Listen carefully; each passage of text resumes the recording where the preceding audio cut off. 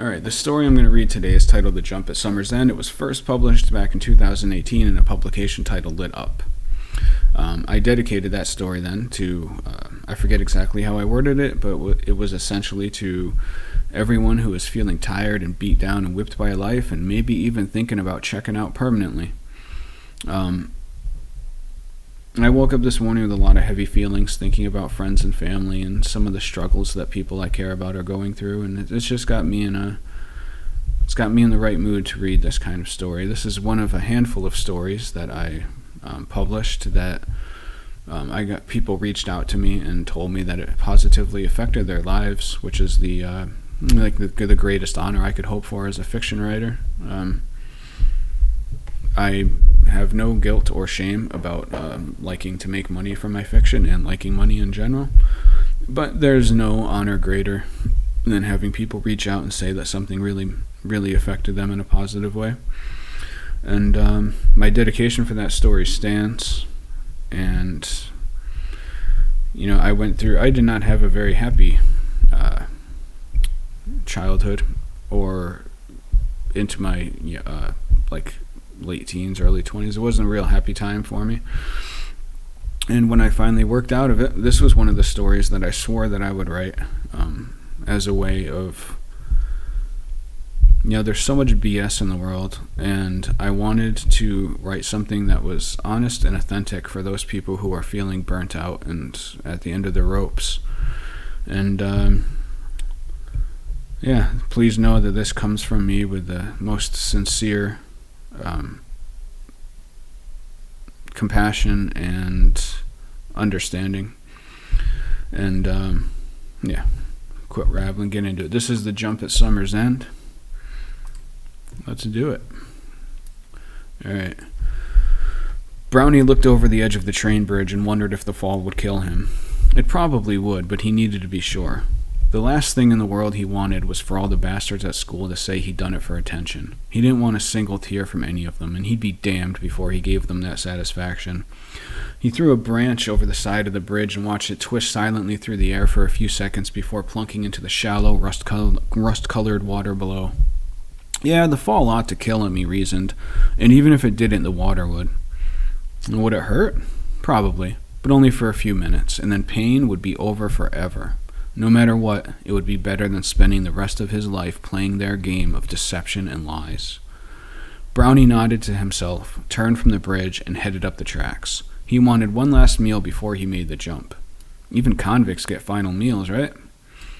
He kicked rocks as he went and watched them ricochet between the train tracks like pinballs. He scored 3 rebounds before the pebbles hit the ground, sometimes 4, but no matter how hard he tried, he'd never been able to get to 5. It was a silly thing, but he found himself getting frustrated today.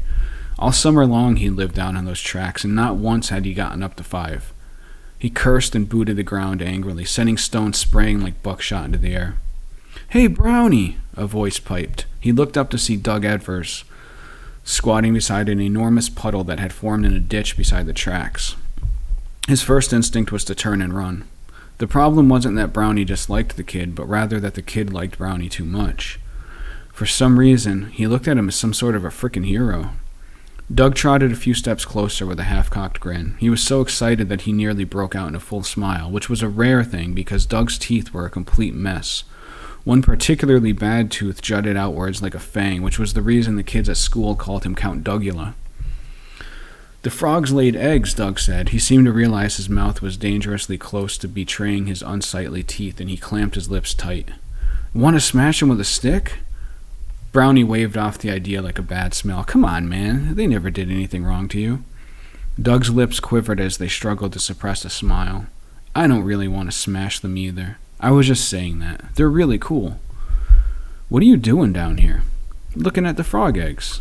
"I don't mean here. Brownie gestured around the area. "I mean down here on the tracks." Doug snickered and shook his head. "My mom kicked me out again. She said I was being a shit." Brownie turned around to check his anger, which was never an easy task for him. Doug was only 12 goddamn years old. It was enough to make him want to hurt somebody. Brownie turned back around. "How long have you been down here?" 2 days. And your brother hasn't come down to get you?" "Nah." Doug tipped his head back and spit into the air, sending a ball of saliva soaring into the air behind him. He's probably playing my video games too, that jerk. Pure electricity seemed to course through Brownie's body, stiffening up like rebar. It was a good thing Sam wasn't around then. Times like that, Brownie couldn't control the violence if he tried. Times like that frequently got Brownie in trouble. Doug didn't seem to notice the rage that had possessed Brownie's body. "Where are you going?" "Just walking." "Can I come?" "Sorry, man. I'm not in the mood."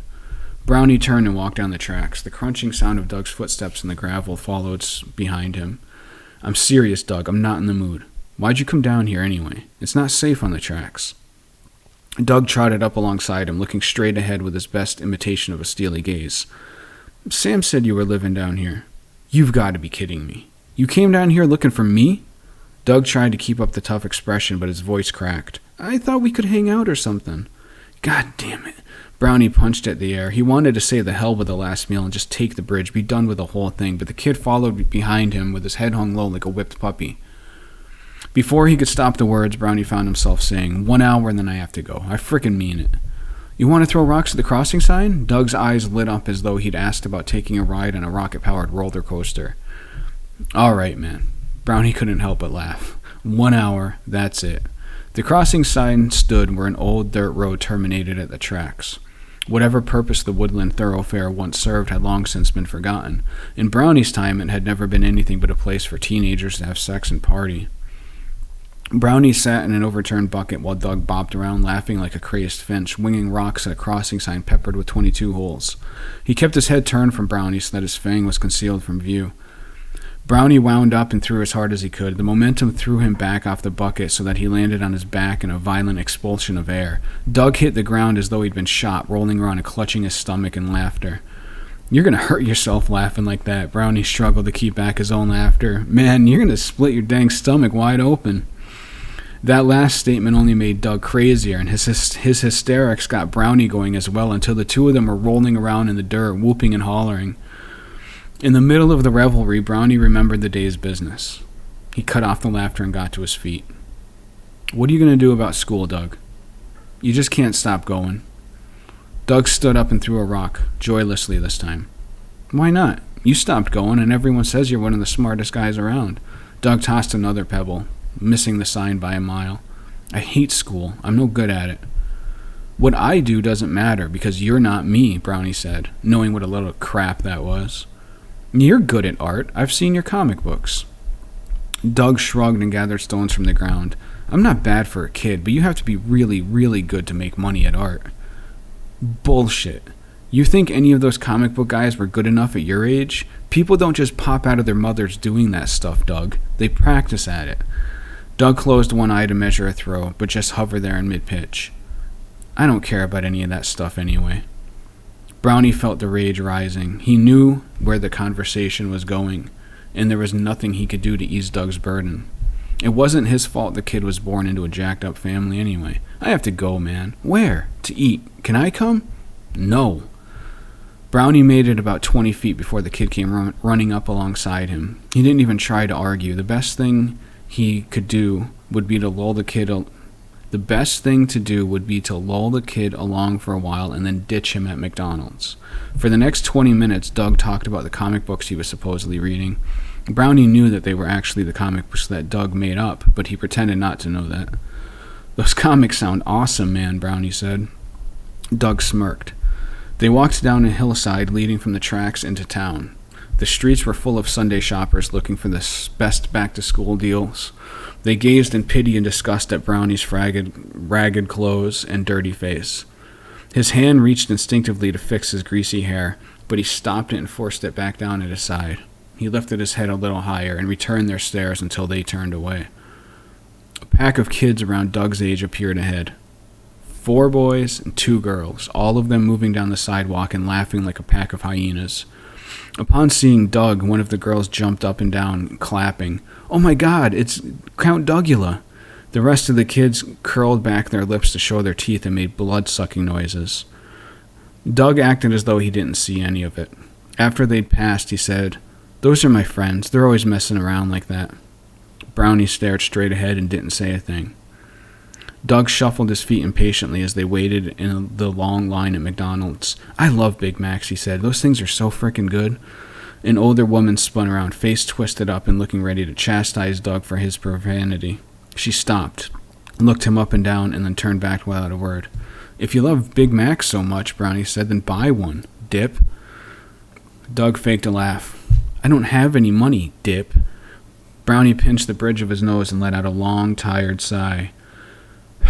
"Doug, when was the last time you ate?"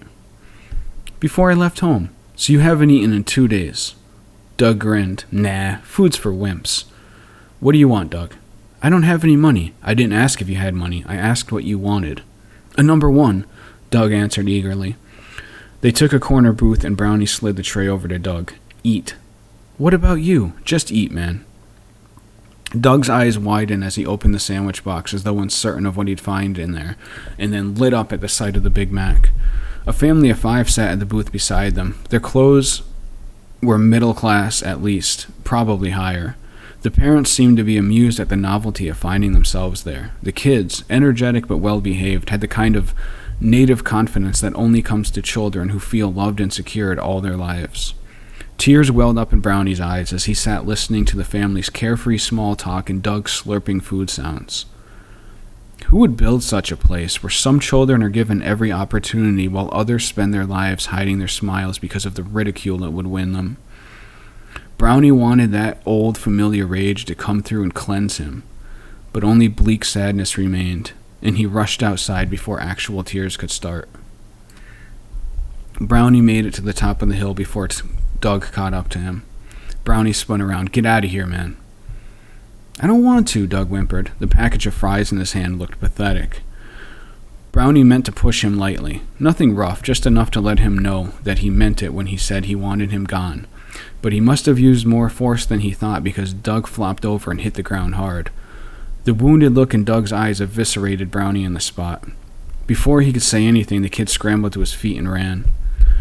Brownie shook his head bitterly and was about to leave when he got sight of Doug's friends below. They were approaching from the far side of the parking lot, cut off from Doug's view by an auto parts store. "God dang it," Brownie said.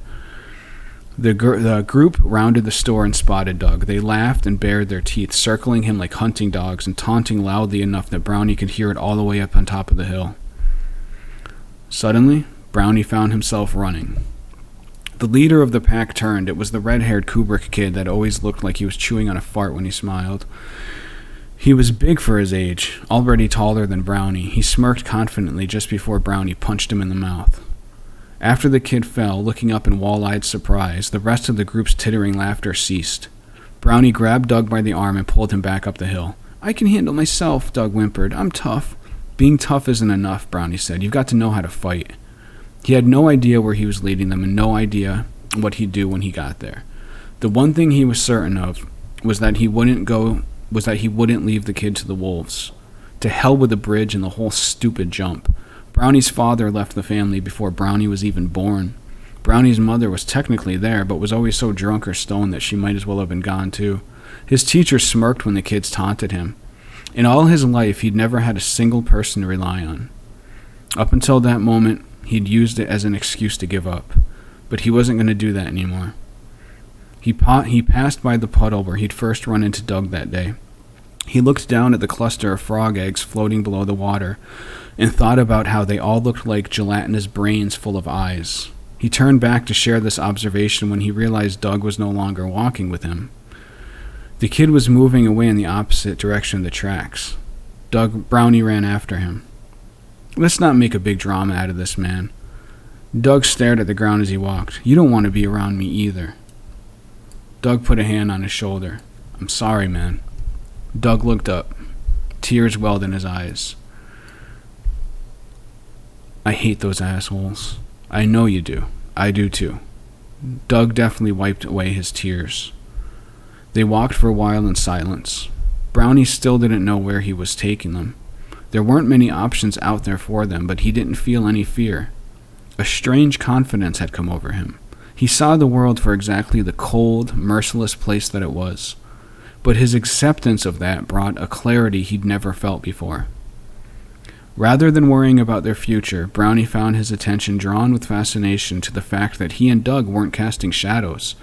The sun was directly overhead. It was high noon, as they said in the movies, the time when gunfighters always had their duels. It had never occurred to Brownie before to ask why they always fought at high noon. But he suddenly realized that the answer was that they fought at high noon so that neither man would have the sun glaring in his eyes. Brownie turned excitedly to Doug. You ever wonder why the cowboys always fight at high noon? Doug was still trying to look angry, but his curiosity broke through. No, why? Think about it. Brownie laughed at the curiosity in the kid's eyes. Just think about it, you'll get it. He booted a rock and sent it singing down the rails, ricocheting from one side to the next no less than 6 times. He nodded in satisfaction at his new personal record. It wasn't going to earn him any prizes, of course, but it was a start, and there was no telling where a guy could go once he got a little momentum.